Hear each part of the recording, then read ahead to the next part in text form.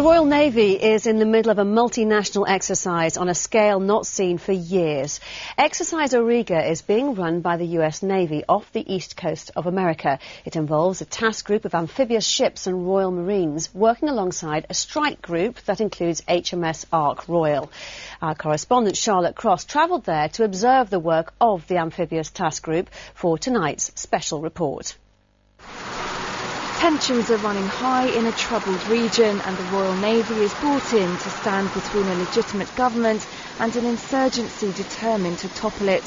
That's the scenario at the heart of a major war game being played out off the east coast of America. The exercise is being controlled by the United States Navy, but for the first time in many years, it brings together a British amphibious task group and a carrier strike group, demonstrating the Royal Navy's full power and ability to work alongside its US allies. The interoperability point with the Americans is absolutely crucial and is another element to it. But most importantly is that being able to show that, or prove to ourselves that we're able to deliver military effect around the globe exactly as we're directed to by defence. HMS Ocean, HMS Albion, RFA Largs Bay and 3 commando brigades make up the amphibious task group. As well as projecting force far from home, they're also practising putting troops to shore. That means helicopter lifts using Sea Kings, and it's all good preparation for Afghanistan. You can't get a more complex environment supporting the land operations ashore. So 4-2 Commando, who will be in Herrick later on, will work with these squadrons. So the guys will build up tactics, techniques and procedures to work with them. The Sea Kings routinely switch between extreme environments from Afghanistan to Norway, but even the US coastline throws up some of its own challenges. Basically, to go and work in a saltwater environment, you've got landing on board ship and all the sorts of problems with that. The stress of having to come into hover and then land on the deck, and they're going into Camp Lejeune, dropping all the troops off. So they're all taking their toll on this mighty old warhorse that we've got that's been around for years and years. The Americans have a new troop-carrying helicopter in service, the V-22 Osprey.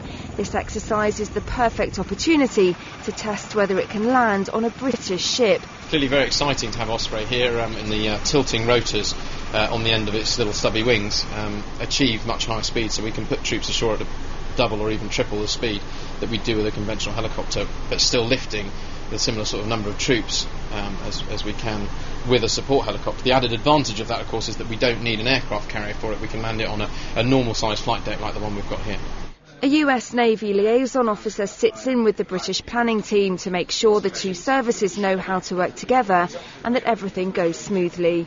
I'm not sitting here in the meetings where I don't understand what they're talking about. It's very similar. The aircraft, the small craft that it takes to put their commandos and Royal Marines ashore that we have, very similar. They have LCACs, we have LCACs. They have LCUs, we have LCUs.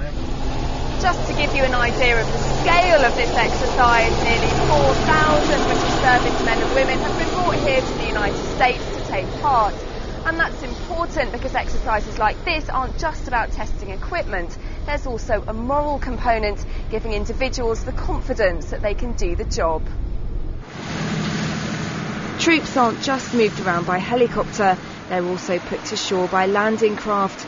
HMS Albion has a docking platform to make getting on and off easier, and it's the job of the STOM desk, ship to objective manoeuvre, to control those movements. At times we can get very busy, but that's part of the exercise. It's enhancing our skills, it's obviously good practice, and makes us better working together as part of the amphibious task force. There's no doubt the focus for defence remains Afghanistan, but with Exercise Auriga, the Royal Navy is demonstrating how much it contributes to that operation, whether with manpower, training, or as an important contingency for reacting to the unexpected. The Royal Navy remains at the forefront of the UK's expeditionary ambitions. Charlotte Cross, Forces News, HMS Albion.